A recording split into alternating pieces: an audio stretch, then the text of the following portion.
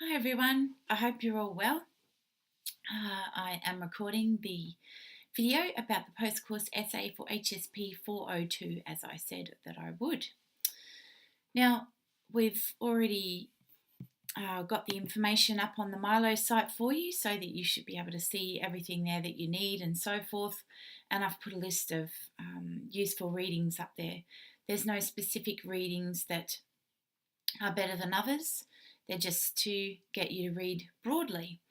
So, as per usual, my daggy little graphic on the first slide, the first part of the process for this assignment is finding readings from the library and the databases and so forth. Because you've got some of these up there already, finding readings in the library is going to be fairly simple. It'll just take you probably a little bit less time than usual. But in addition to that, you'll need to find policies, legislative frameworks, and have a look at the site for Emergency Management Victoria and so forth. Have a listen to some other little videos, etc. around this particular essay topic. And all of those things together will hopefully be able to enable you to type out your response. So the due date is actually Sunday, October 15th, 2017, and it's due at midnight. We made it Sunday because it just gives you that extra weekend time that you might need to pull this together. The essay is 2,000 words, and that's excluding your reference list as usual, and it's weighted at 20%. What we want you to do is write an essay about a specific scenario emerging around the 6 C's, as Victoria Police have called them. So the scenario says EMV has shifted the way we approach emergency management, and it is a shift that Victoria Police is embracing. Command, control and coordination, the traditional mechanisms in emergency management, have now been enhanced with 3 supplementary focuses: consequence, communication and community connection. This system is now referred to as the 6 C's approach, and you can find information about this approach on the website, and I've put the link in there for you. You can also find that link on the Milo site, it's up there. And there's a small video being recorded by Craig Lapsley, which I've embedded into the Milo page for you as well. It says you may also be able to find certain definitions of these concepts in policies and legislative frameworks. So what I've done is I've gone through the databases and put in keywords like communication, community connection, emergency management, disaster management, terrorism, all of those types of things, because obviously terrorism they're typically events where they have to invoke the emergency management processes and so forth. Now, these readings that I found are really going to help you read about these ideas, about how to connect with or partner with the community, how to communicate in EM environments. I haven't got so much about consequence, and the reason for this is because consequence management is quite large, and this is one of those, it's sort of like the zero harm approach, where consequence management is used across a whole range of different circumstances, a whole range of different organisations, and I figured that's something that you might be able to find more information on yourselves. So definitely have a fair bit of stuff up there around communication and community partnership and so forth. So the next part of the scenario just says that you need to explain the importance of the 3 new supplementary focuses. So that's the three C's. That will make more sense when I get to the suggested structure. Locate, read, incorporate scholarly research. So you can see we've got the second part of the scenario here, which is where it tells you about what you need to do on this next slide. Explain the importance of the 3 new supplementary focuses and detail the strategic and operational impact their introduction will have on Victoria Police emergency and incident management. Locate, read, incorporate scholarly research literature to support your points. you may be able to address these points from the perspective of your specific experience in a certain context. Some people will have this experience and others won't. So, for instance, if you've worked in counterterrorism for a number of years and you think that that is going to help you focus on discussing community partnership, so you've got examples where you've used community partnership in relation to counterterrorism work, then you'll be able to incorporate that context into your discussion of these three foci, okay, focuses. It can't just be the examples that you use, you've also got to bring in the literature, but I'm sure that that'll be fairly straightforward as you work through that. You don't have to do this. This is just something that I thought might be useful. Yeah, in terms of this specific question, it's something that could help you to elaborate the ideas. If you're really worried about this certain context that you are working in and whether or not it's going to be relevant, then I'm happy to check this for you and you can email me and we can talk about what that looks like. So that's totally fine. If you have not had the specific relevant experience, you can definitely address this broadly using the research literature too. It doesn't have to be focused on your experience. So in that sense, you can see that it would be totally fine for you to use first person and all those types of things. Regardless of whether you reference your experience or if you address it broadly, you'll definitely need to use references to research literature in text and include a list of references. Again, the list of references is excluded from your word count. We have a suggested structure. The only thing missing from this particular essay outline is the tips, some general tips.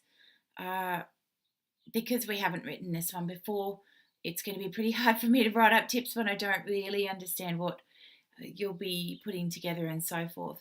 Other than to say first person's okay. If you use that at any time, that's okay. So in terms of the suggested structure, we've got an introduction again, which is fairly straightforward. And this is also in terms of suggested word counts. You don't have to stick really closely to these, but the overall word count should be somewhere in this vicinity. You need to outline the traditional approach. So the traditional 3 C's of command, control and coordination. Just so you know, there is a little bit of research literature that talks about this in relation to policing and how we've tended to focus on the 3 traditional, well, not that specific wording, but the traditional command and control ways of doing emergency management, to the neglect of the community partnership and so forth. So that's something that you might be able to talk about in this particular section. So they've been critiqued for using things like authoritarian leadership or being focused on the operational elements of doing leadership, etc. So you should be able to find research literature that discusses those issues in relation to policing leadership. So the second part that you'll talk about is that the police focus on operational elements to the neglect of other ways of doing leadership, such as transformational and so forth, or using partnership and so forth. That can really be a detriment to the way that policing organisations do leadership around counterterrorism. There is some research literature around this, as I've suggested.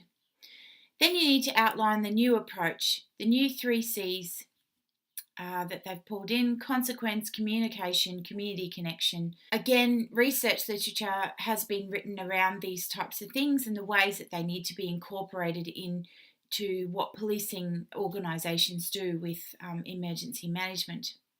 So you should be able to find a little bit of research literature to inform your discussion around that new approach.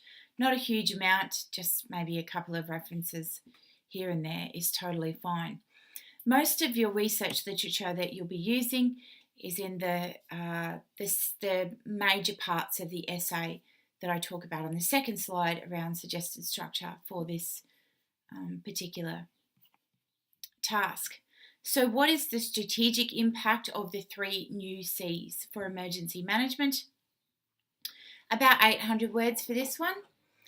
Okay, so you may have some experience that you can draw on. Certainly do that. If you don't have that, discussing it broadly in relation to research literature is going to be totally fine.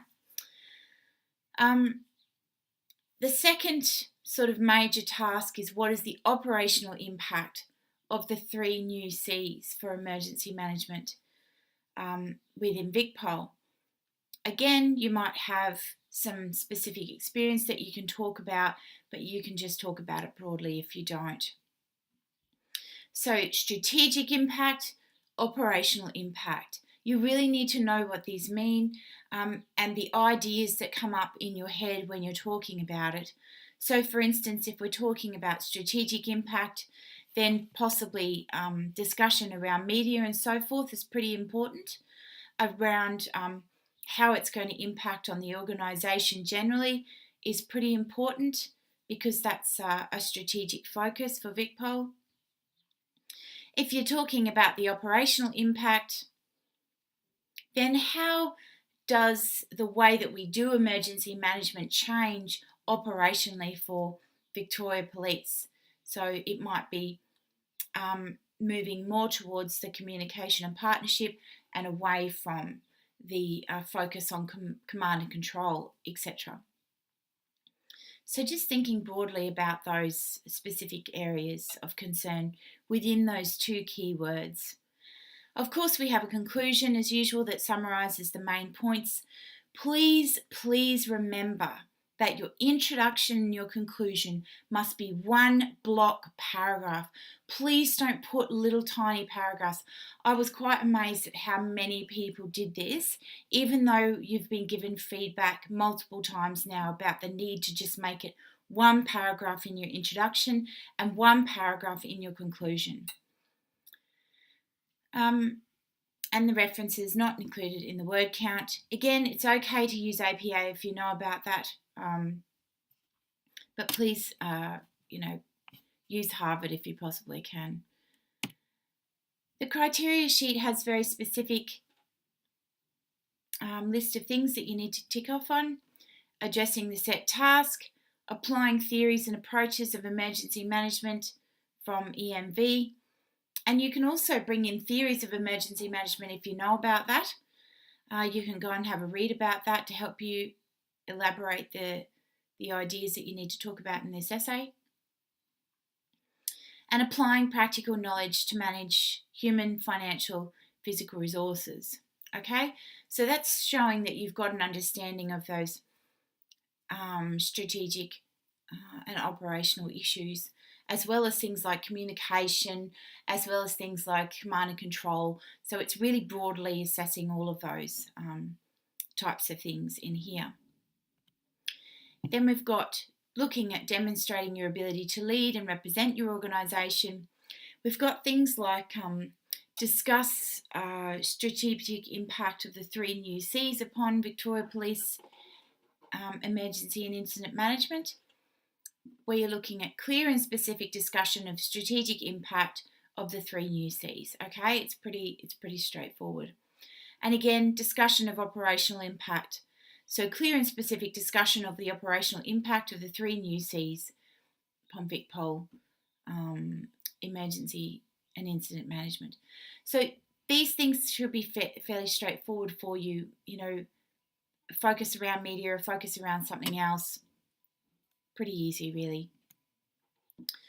Then we've got, as usual, a section which talks about communication. You should be fairly all over this by now.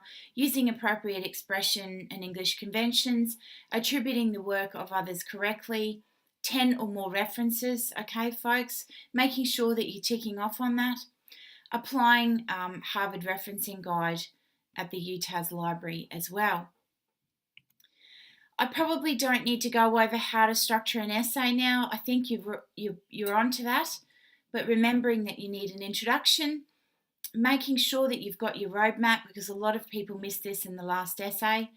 A body, which is where you've got your sections, and your sections are made up of different paragraphs. And then you've got your conclusion, which summarises your overall discussion, and then maybe talking about the future. Never introduce new information in your conclusion. So many people were doing this as well in their last essay. So think about that too. I've got some example paragraphs in this in the slides that I've used for this particular essay workshop. I've given you an example paragraph of what a good paragraph looks like. This was from the last task that we did. You'll recognise these. I haven't changed them since the last workshop because I don't have an example of this specific task for you to follow. And then I've got a good example of an introduction there for you. So you can see that everything is in there. You've got the topic sentences around your specific task, and then it's got your roadmap of what your essay is going to cover in the same paragraph. All right, so keep that in mind when you're writing it up. And then it's got a conclusion there for you, which has got, again, the summary of the key points, as well as the discussion around so what for the future in that same paragraph. And that's it. Look, I hope that was helpful. If you have any questions at all, please don't hesitate to get in touch and email me. Remember that around these types of tasks, it's better to get in touch with me in the first instance if you need extensions, if you don't understand a specific part of the task, if you're struggling to find references and so forth. I'm the person that you come to rather than Tony. So please make sure that you get in touch with me about this one. That's it for now. I hope that was useful for you, and hopefully I'll see you all again really soon. See you later.